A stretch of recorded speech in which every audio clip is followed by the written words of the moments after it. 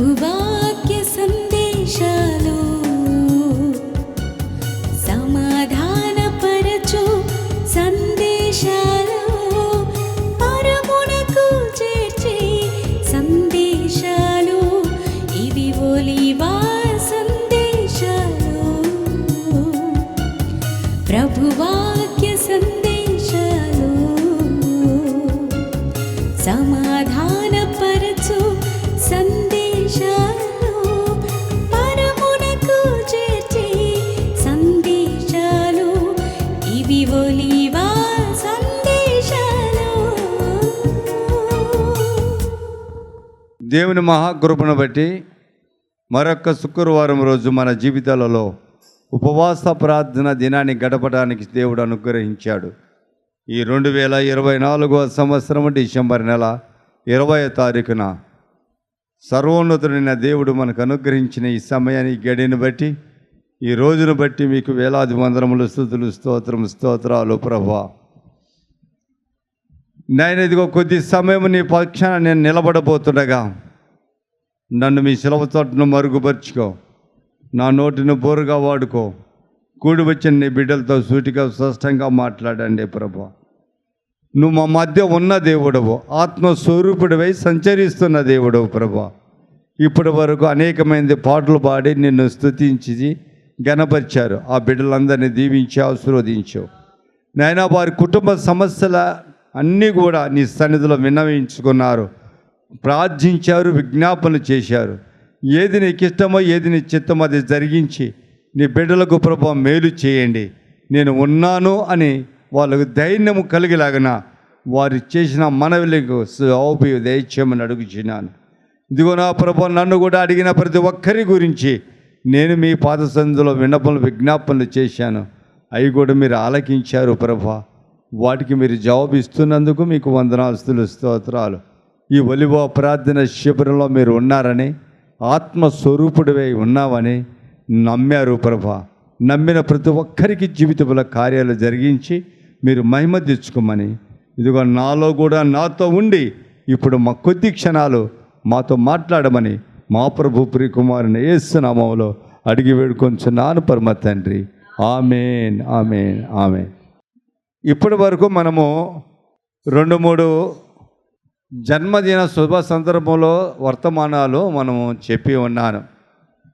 ఈరోజు కూడా చాలామంది కూడా సెమీ క్రిస్మస్ ప్రోగ్రాలు జరిగిస్తూ ఉన్నారు.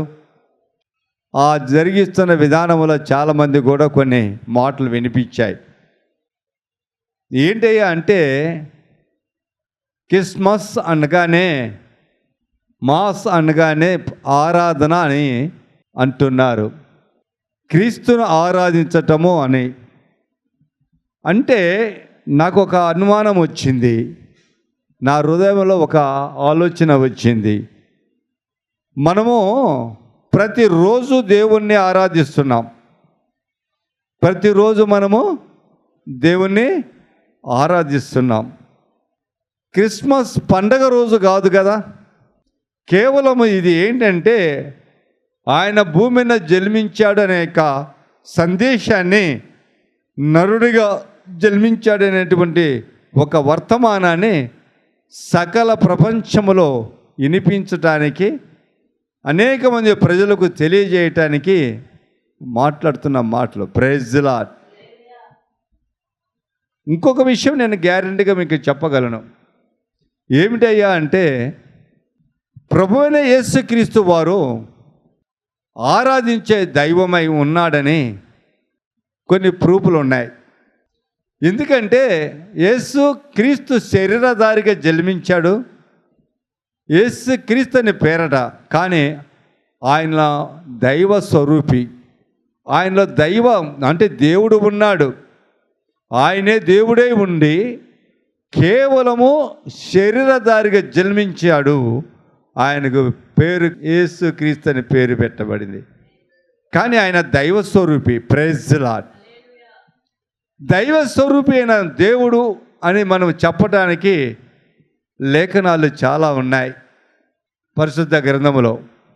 నేను ఒక మాట నేను చెప్తాను. అనేక మంది భూమి మీద జన్మించారు, మహాగణులు. మహా అద్భుతాలు చేశారు, ఆశ్చర్యకార్యాలు జరిగించారు, కాదంటములే. అనేక మంది ఆరాధింపబడుతున్నారు, నేను కాదంటములే. కానీ ఒక మాట మాత్రం నేను తేటగా మీకు చెప్పగలను.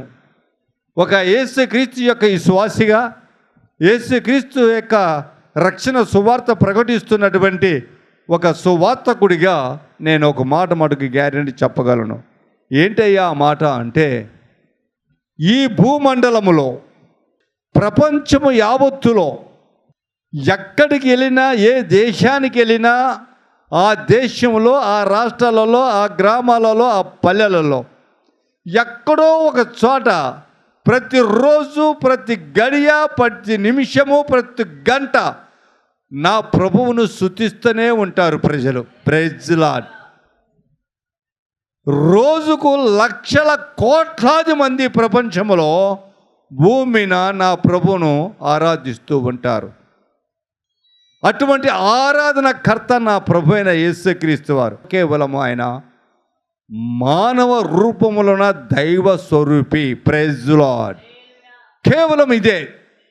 కానీ కొందరు కొన్ని రాష్ట్రాలకు, కొందరు కొన్ని దేశాలకు మాత్రమే పరిమితంగా ఉన్నారు. కానీ ఒకానొక దేవుడు, ఒకానొక వ్యక్తి, ఆయనే ప్రభు అయిన యేసుక్రీస్తు వారు భూమండలములో, ప్రపంచములో ఉన్న దేశాలలో, అన్ని దేశాలలో, అన్ని పట్టణాలలో, అన్ని గ్రామాలలో ఎక్కడో ఒక చోట ఆరాధింపబడుతున్న మహోన్నతుడైన దేవుడు నా ప్రభువారు. నమ్మిన వారు గట్టిగా చప్పట్లు కొట్టి దేవుని మేంపరచండి. Praise lord. హల్లెలూయా. ఒక్క డిసెంబర్ నెలలో కాదు, ఒక్క రోజు కాదు, ఒక తారీఖు కాదు, ఆయన నిత్యము, ప్రతి నిమిషము, ప్రతి గడియ ఆరాధించే ఆరాధ దైవము. కాబట్టి మనం ఆరాధిస్తున్నాం. దేవుని నామానికి మహిమ కలుగును గాక. ఆయన ఎందుకు ఆరాధించాలంటే, ఆయన నిజంగా దేవుడేనా అంటే దేవుడే.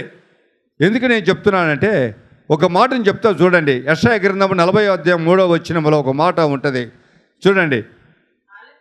ఆలకించుడి.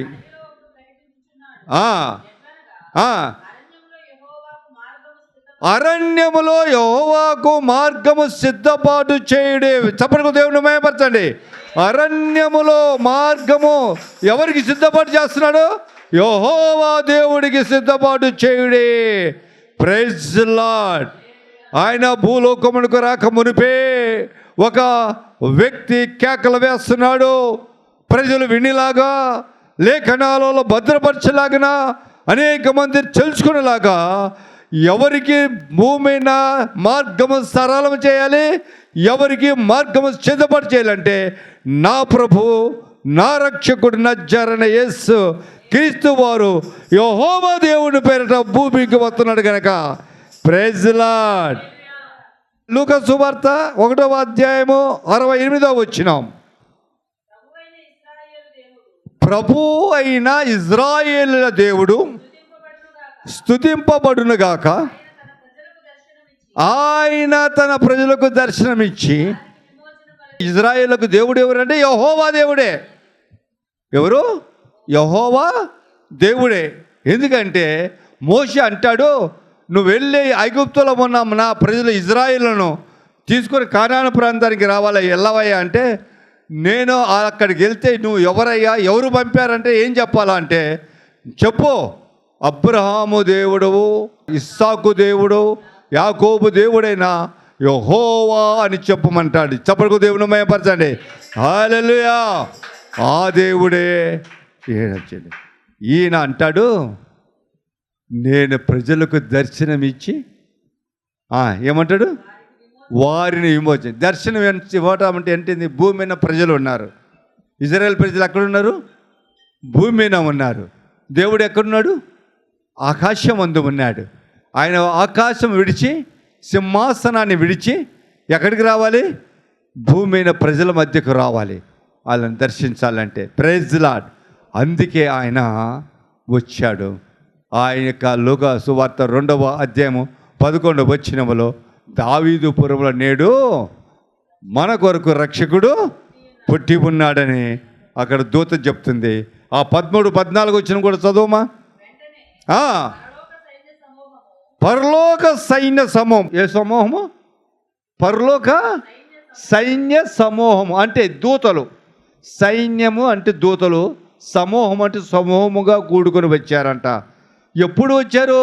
యేసుక్రీస్తు వారు జన్మించినప్పుడు ఆ జన్మ మహాఘనతమైన జన్మని చాటి చెప్పటానికి వారు ఘోర ధ్వనిలాగా వారు ధ్వని చేయిస్తూ ఆ సైన్యము దిగి వచ్చిందంట. చెప్పమ్మా.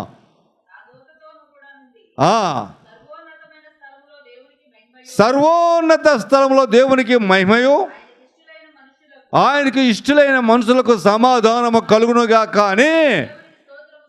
Praise the Lord. సర్వోన్నతుడైన దేవుడు ఆయన భూమి మీద జన్మించాడని వారు చెప్తున్నారు. కాబట్టి యేసుక్రీస్తు వారు దైవ స్వరూపి. నమ్మిన వారు గట్టిగా సపోర్ట్ కొట్టండి. ఎందుకు ఆరాధించాలి? ఎందుకు ఆరాధించాలి అంటే ఈ క్రిస్మస్ మాసంలో ఆరాధించడం కాదు, కానీ ప్రతిరోజు, ప్రతి గడియ, ప్రతి గంట, ప్రతి నిమిషం ప్రపంచంలో ప్రజలు ఆయనను ఆరాధిస్తున్నాడు. ఆయన ఆరాధనకర్త. దేవుని నామమునకు మహిమ కలుగునగాక. Praise the Lord. రెండో విషయము, ఆయన ఎందుకు భూమికి రావాల్సి వస్తుంది? ఎందుకు ప్రజలకు దర్శనం ఇవ్వాల్సి వస్తుంది? కారణం ఏంటి అని దాన్ని గురించి నేను 4-5 పాయింట్లు చెప్పి ఈరోజు ముగిచ్చేస్తాను ఈ అంశాన్ని. ఆయన భూమి మీద నేల మట్టి నుంచి ఒక మనిషిని తయారు చేశాడు. ఆదామని పేరు పెట్టాడు. ఆ నరు నుంచి ఒక ఎముక తీసి ఒక స్త్రీని తయారు చేసి ఆ స్త్రీని ఆయనకు సాటిగా ఇచ్చాడు. వాళ్ళిద్దరూ మానవులు, నరులు. Praise the Lord. వారిలో జన్మ పాపం లేదండి. వారిలో ఏం పాపం లేదు? జన్మ పాపం లేదు. కానీ వారికి ఏదోను తోటలో ఉంచినప్పుడు వారికి ఒక ఆజ్ఞ ఇచ్చాడు. ఈ వృక్ష ఫలము తినవద్దు, తిన్న రోజు మీరు చనిపోతారు అని ఆజ్ఞ ఇచ్చాడు. Praise the Lord. అంటే శారీరకంగా చనిపోరు, కానీ ఆత్మీయంగా చనిపోతారు. అంటే మీలో ఉన్న ఆత్మ చనిపోయిన స్థితులకు వెళ్ళిపోతుంది. కాబట్టి మీరు జాగ్రత్త, అది తినొద్దని చెప్పాడు. కానీ అపవాది వచ్చి అవ్వను మోసం చేసి మోసకరమైన మాటలు చెప్పి చనిపోరు అంటే నువ్వు శారీరకంగా చనిపోవనే విషయం అది తెలుసు దానికి. కాబట్టి చనిపోవని మోసం చేసినప్పుడు ఆ వృక్ష ఫలం తింటారు. అప్పుడు దేవుడు, ఏ ప్రభువారు రోజు మాట్లాడటానికి వస్తున్న, ఆనందించడానికి వస్తున్నటువంటి ఆ దేవుడు దిగి వచ్చి భూమినికి ఆదామా అని పిలిచినప్పుడు ఆదాము బయటికి రావటంలే. చూడండి, ఆదికాండం 3వ అధ్యాయము 11వ వచనం. అందుకు ఆయన, నీవు దిగంబరువని నీకు తెలిపిన వాడెవరు? నీవు తినకూడదని నేను నీకు ఆజ్ఞాపించిన వృక్షఫలములు తింటివా? చూడు, ఆజ్ఞాపించిన వృక్షఫలములు తింటివా? Praise the Lord. అంటాడు, నువ్వు నాకు సహకారిగా ఇచ్చిన ఈ స్త్రీ తీసుకుని ఇచ్చి ఆమె తిన్నది నాకునే ఇచ్చింది కాబట్టి నేను తిన్నాను అంటాడు. Praise the Lord. యోహాను రాసిన మొదటి పత్రిక 3వ అధ్యాయం 4వ వచనంలో ఈ మాట అన్నది, ఆజ్ఞ అతిక్రమమే పాపం. ఇప్పుడు పాపం వచ్చిందా లేదా మనుషులలో? కర్మ పాపం అంటారు దీన్ని. దీన్ని ఏమంటాట? కర్మ అంటే క్రియ రూపంలో చేసినవి, నోటి మాటల ద్వారా చేసినవి, కంటి చూపు ద్వారా చేస్తున్నవి, పెదవుల ద్వారా మాట్లాడినవి, ఇవన్నీ కూడా పాపము కిందకి పరిగణింపబడతాయి. కాబట్టి దీన్ని కర్మ పాపం అంటారు. Praise the Lord. ఈ కర్మ పాపం నుంచి రక్షించడానికే ఆయన ప్రజలను దర్శించాలనుకున్నాడు. అందుకే నేను ప్రజల యొద్దకు వచ్చి వారిని దర్శించి వారిని విమోచిస్తానన్నాడు. Praise the Lord. హల్లెలూయా. రెండోది, జన్మ పాపం కూడా ఉంది మనుషులో. మానవాళిలో ఏముంది? ఒకటి కర్మ పాపము, జన్మ పాపం కూడా ఉంది. జన్మ పాపం ఎలా వచ్చింది మానవులలోనికి అంటే, వీళ్ళు ఆజ్ఞ అతిక్రమించారు కనుక ఆదాము అవ్వ శపింపబన్నారు. Praise the lord. ఇద్దరు ఏమైనారు? శపించబన్నారు. ఏమని శపించబన్నారు? ఆదికాండం 3వ అధ్యాయం 16వ వచనంలో ఆ స్త్రీని నీవు గర్భవేదన మిక్కిలి ఎక్కువ చేసి యాదనతో పిల్లల గందు. Praise the lord. ఆదికాండం 4వ అధ్యాయము 1వ వచనం. కూడినప్పుడు ప్రైజ్ ది లార్డ్. చూడండి ఎక్కడొచ్చింది? శాపగ్రస్తులైనటువంటి ఆదాము, శాపగ్రస్తులైనటువంటి అవ్వ ద్వారా భూలోకములో గర్భము ధరించింది స్త్రీ. ఆ గర్భం ద్వారానే మానవుని సంపాదించానంటుంది. Praise the lord. అది కయ్యోను ఏబేలు ఇరువురు అన్నదమ్ములను కన్నది అవ్వ. వారు జన్మ పాపంతో కూడిన వారు. Praise the Lord. హల్లెలూయా. జన్మ పాపం ఎక్కడ వచ్చింది? శాపగ్రస్తము నుంచి వచ్చింది పాపము. ఆ పాపము జన్మ పాపముగా మారింది. దేవుని నామానికి మహిమ కలుగునగాక.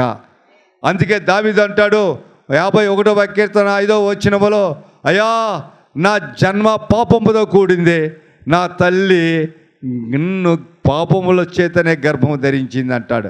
దేవుని నామానికి మహిమ కలుగునగాక. కాబట్టి మన జన్మ అంతా కూడా పాపముతో కూడబడిన జన్మ. మన క్రియలు పాపముతో కూడినవి. ఈ పాపము కూడిన క్రియలను, ఈ జన్మ పాపమును విమోచించటానికే సర్వోన్నతుడైన దేవుడు యెహోవా దేవుడు యేసుక్రీస్తుని పేరట మానవ శరీరము దాల్చి దైవ స్వరూపుడై భూలోకమునకు ఏతించాడు. నమ్మిన వారు గట్టిగా చప్పట్లు కొట్టండి. Praise the Lord. యేసుక్రీస్తు యొక్క జన్మ రహస్యం అంటే ఇదే. నా ప్రియ సహోదరి సహోదరుడా, ఆయన ఆ యొక్క జన్మ పాపం నుంచి విమోచించడానికి మన దగ్గరకు వచ్చాడు. ఆయన భూమి మీద జన్మించడానికి సిద్ధపడినాడు. కానీ ఆయన సామాన్యంగా జన్మించాడు. ఎందుకంటే ఆయన పరిశుద్ధుడు గనక పరిశుద్ధ జన్మ కావాలి. ఏ జన్మ కావాలి? పరిశుద్ధ జన్మ కావాలి. 3వది, ఆయన రాక మునిపే ఒక పరిశుద్ధమైనటువంటి, ఏ పాపము లేనటువంటి, పాప జీవితంలో తావు లేనటువంటి ఒక కన్యకను ఎన్నుకోవాల్సి వచ్చింది భూమిన. అందుకే అంటాడు యెషయా గ్రంథంలో 7వ అధ్యాయం 14వ వచనంలో అంటాడు, ఒక కన్యక గర్భవతి కుమారుని కన్ను, ఆమెకు ఇమ్మానుయేలు దేవుడు అని పేరు పెడతాడంట. Praise the lord. ఆ కన్యక ఎవరయ్యా అని తేరి చూసినప్పుడు దేవుడు ఆ కన్యక ఎవరై ఉండాలంటే దావీదు వంశస్థురాలు అయి ఉండాలి. దావీదు వంశస్థురాలు ఎలా అవుతుంది? కన్యక అంటున్నావు ఒక పక్కన, అంటే యువాముకు జరగాల. యువాము జరిగితేనే కదా దావీదు వంశస్థురాలు అవుతుంది. లేదు, ఆమె దావీదు వంశంలో పుట్టితే వేరే వాళ్ళకు యువాము జరిగితే ఆ యొక్క యువాము జరిగిన వాని పేరు వస్తుంది, కానీ ఈ యొక్క దావీదు వంశస్థురాలు కాదు కదా. మరి ఏంటి ప్రణాళిక? దేవుని ప్రణాళిక అంటే, దేవుని ప్రణాళిక చాలా గొప్పదండి. దేవుని ప్రణాళిక చాలా గొప్పదండి. ఆమె చూసినప్పుడు దేవుడు ఆ యొక్క కన్యకను ఎంచుకొని ఆ కన్యకను ఏం చేశాడు? మొట్టమొదటిగా ఆ యొక్క స్థలములో ఉన్నటువంటి, ఏ స్థలములో? గలియేల ప్రాంతములో ఉన్నటువంటి నజరేత్ అనే గ్రామంలో ఈమె ఉన్నప్పుడు ఆ ప్రాంతములో ఉన్నటువంటి దావీదు వంశస్థుడైన యేసేపుకు ఈ కన్యకను ప్రదానము చేయటానికి దేవుడు ప్రేరేపణ కలిగించాడు. Praise the lord. ఆ ప్రణాళిక ప్రకారము యేసేపుకు మరియకు వాళ్ళ ఇరువురికి కూడా ప్రదానము జరిగిందండి. Praise the lord. అప్పుడు దేవుడు ఆలోచించేశాడు, ఎస్, నేను యూదా గోత్రములో జన్మించాలి కనుక యూదా గోత్ర వంశవస్తుడైనటువంటి యేసేపు ఈ కుమార్తెకు ప్రదానము చేయబడింది కనుక ఈ కుమార్తెలో నేను ఉండాలి, ఈ కుమార్తె ద్వారా భూమి మీద జన్మించాలని ఆ సర్వోన్నతుడైన దేవుడు నిర్ణయం తీసుకున్నాడు. నా ప్రియ సహోదరి సహోదర, గాబ్రియేలు దూతను పంపించాడు నజరేతుకు. ఆ గలియేలో ఉన్న నజరేతు దగ్గరికి పంపించి మరియతో మాట్లాడమన్నాడు. మరియతో మాట్లాడడం ప్రారంభించాడు. నువ్వు గర్భవతి అవుతావు అంటే నేను ఎట్లా అవుతాను? అది అసాధ్యం అన్నది. కానీ గర్భవతి అవుతావమ్మా అని చెప్పి వాళ్ళిద్దరి సంభాషణ నేను చెప్పాలని ఆశపడుతున్నాను. లూకా సువార్త 1వ అధ్యాయం 34-35 వచనం చదువు. అందుకు మరియా, నేను పురుషుని ఎరగని దాన్ని, అంటే ఆమె పవిత్రత, పరిశుద్ధత, ఆమె ఆలోచన విధానము ఎంత పరిశుద్ధమైనదో, కాబట్టి దేవుడు అంత పరిశుద్ధమైన ఆ కన్యకను ఎన్నుకొని పరిశుద్ధ జన్మ జన్మించాలని ఆయన ఆశపడినాడు. దీనికే నేను చెప్పాలని ఆశపడినాను. ఈరోజు యవన కాల బిడ్డలు కొంతమంది వచ్చిందండి, చూపుతో పాపం చేస్తున్నారు, మాటల ద్వారా పాపం చేస్తున్నారు, ఆలోచన ద్వారా పాపం చేసి పాపములో పడిపోతున్నారు. కానీ మరియలో అటువంటి ఏ పాపము లేదు. Praise the lord. ఏ తలంపు చేత కానీ చూపు చేత ఆలోచన కానీ ఆ కుమార్తెలో ఎటువంటి పాపం లేదు కనుక ఆమె పరిశుద్ధమైన కన్యక కనుక ఆ పరిశుద్ధమైన కన్యక గర్భము ఆకు కావాలనుకున్నాడు దేవుడు. ఆ మరియను ఎన్నుకున్నాడు. దేవుని నామానికి మహిమ కలుగును గాక. నమ్మిన వాళ్ళు గట్టిగా సపోర్ట్ దేవుని మహిమపరచండి. హల్లెలూయా. మరియను ఎందుకు ఎన్నుకున్నాడంటే ఇంత గొప్ప పవిత్రత పరిశుద్ధత కలిగిన జీవితము జీవించింది ఆ కన్యక. ఆ కన్యక నేను పురుషుని ఎరగని దాన్నే. అక్కర్లేదమ్మా, నువ్వు ఎరగవు, నాకు తెలుసు, కానీ దేవుడు నీలో నుంచే రావాలనుకుంటున్నాడు. చదువమ్మా. పరిశుద్ధాత్మ నీ మీదకి వచ్చును, సర్వోన్నతుని శక్తి నిన్ను కమ్ముకొనును గనుక పుట్టబోవు శిశువు పరిశుద్ధుడిగా ఉంటాడు. ఆయనకు దేవుని కుమారుని పేరు పెట్టబడుతుంది. దేవుని చప్పటికి దేవుని మహిమపరచండి. పుట్టబోయే శిశువు పరిశుద్ధుడిగా పుడతాడు. హల్లెలూయా. పురుషుని ఎరగకుండా స్త్రీకే జన్మించిన ఒకానొకడు ప్రపంచంలో నా ప్రభువు అయిన యేసుక్రీస్తు వారు. చప్పట్లు దేవుని మహిమపరచండి. పరిశుద్ధమైన జన్మ, పరిశుద్ధమైన జన్మ. ఎందుకో తెలుసా? ఎందుకు జన్మించాలనుకున్నాడు తెలుసా? పరిశుద్ధ జన్మ. వీళ్ళు పాప పరిహార నిమిత్తము జన్మ పాపము కర్మ పాపము విడుదల పొందటానికి చాలా ప్రయత్నాలు చేశారు. భూమి మీద పశువులను బలిచ్చారు, రక్త ప్రోక్షణ జరిగించారు, పాప విమోచన జరగల. పక్షులను బలిచ్చారు, పాప విమోచన జరగల. ఎందుకు తెలుసా? ఆదిలో ఒక మానవుడు ద్వారా పాపము మానవునిలో ప్రవేశించింది. మానవులో ప్రవేశించింది అంటే పరిశుద్ధమైన ఆ రక్తము ఆ మానవులలో ఇద్దరు ఆదాము అవ్వలో ప్రవేశించి ఆ పరిశుద్ధ రక్తాన్ని అపవిత్రపరిచింది. ఆ పాపము, ఆ రక్తము పాపముతో కూడింది. ఆ పాపము భూమిన చిందించబడితేనే మరొక్క నరుడి పాపము, పరిశుద్ధ జీవితము కలిగిన నరుడు, పవిత్రమైన జీవితము కలిగిన నరుడు, పరిశుద్ధ జన్మ కలిగిన నరుడు, ఆయన రక్తము భూమి మీద చిందించే కానీ నరుల పాప పరిహారము జరగదు అని సత్యాన్ని గుర్తెరిగిన దేవుడు తేరి చూసినప్పుడు భూమి మీద ఎవరు పరిశుద్ధుడు కనపడలేదండి. ఎవరు పరిశుద్ధుడు కనపడలా. ఎవరు పరిశుద్ధ జీవితము లేదండి. ఎవరిలో పరిశుద్ధ రక్తము లేదండి.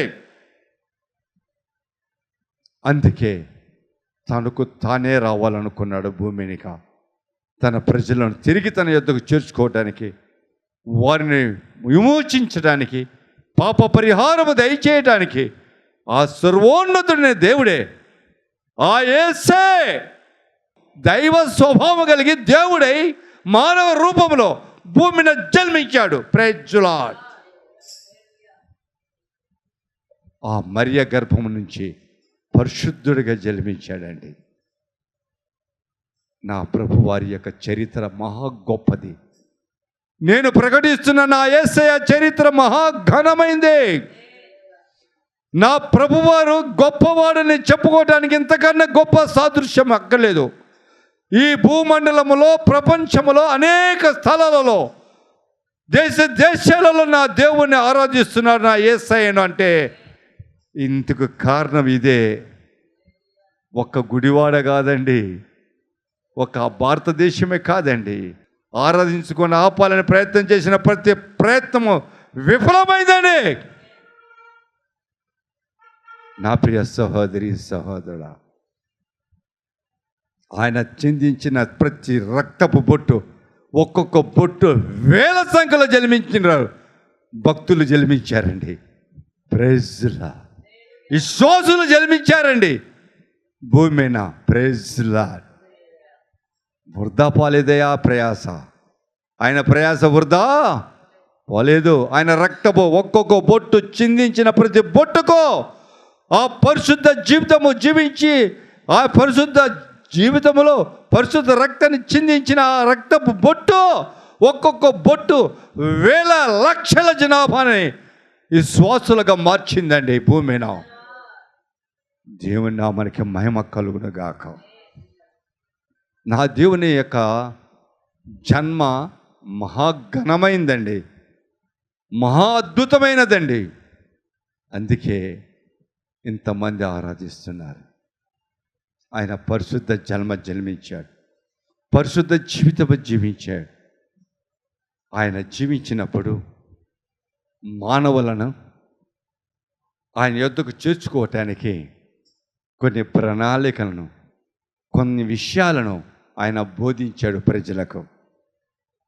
ఆయన ఉన్న స్థలానికి తీసుకొని వెళ్ళటానికి మన అందరి ఆత్మలను, ఈ శరీరం అనే ఈ గుడారము మట్టిది గనక ఇది మన్నైపోతుంది గనక అది కాల్చినా మన్నవుతుంది, సమాధిలో పాతి పెట్టినా మన్నవుతుంది గనక తిరిగి కేవలం వెళ్ళేది దేవుడు అనుగ్రహించిన ఆత్మే. ఆ ఆత్మ ఆయన సన్నిధిలో ఉండాలి, ఆ ఆత్మ ఆయన స్తుతిస్తూ ఉండాలి. Praise lord.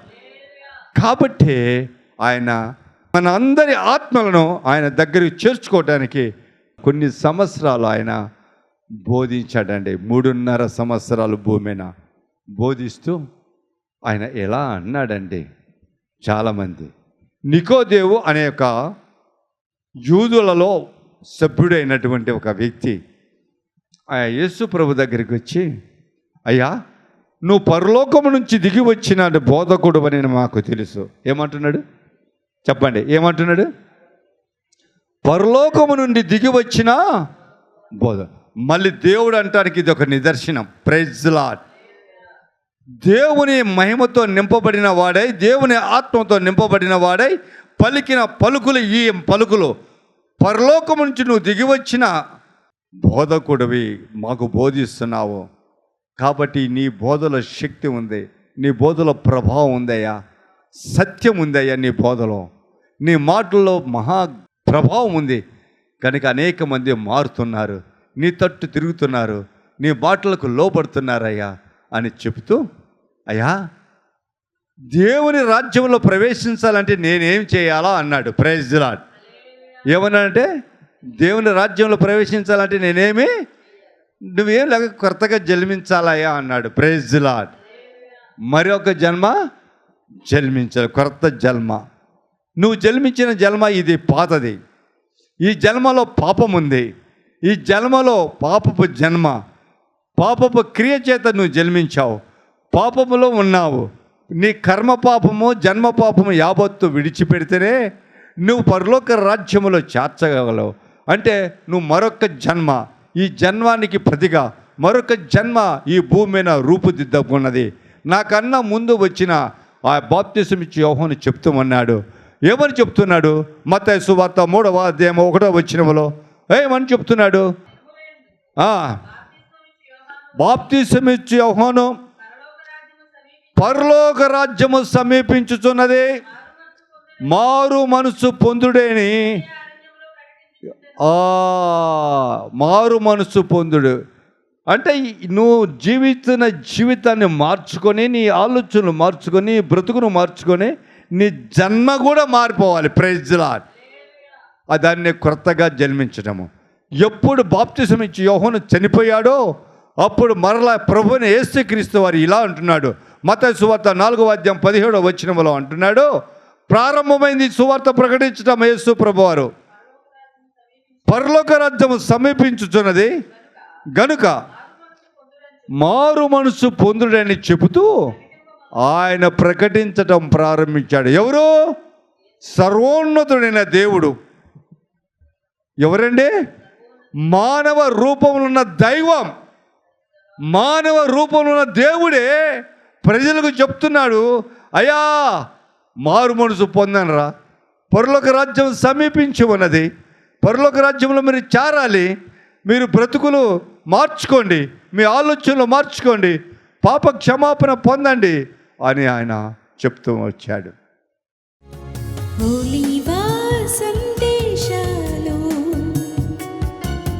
ప్రభువాక్య సందేశాలు.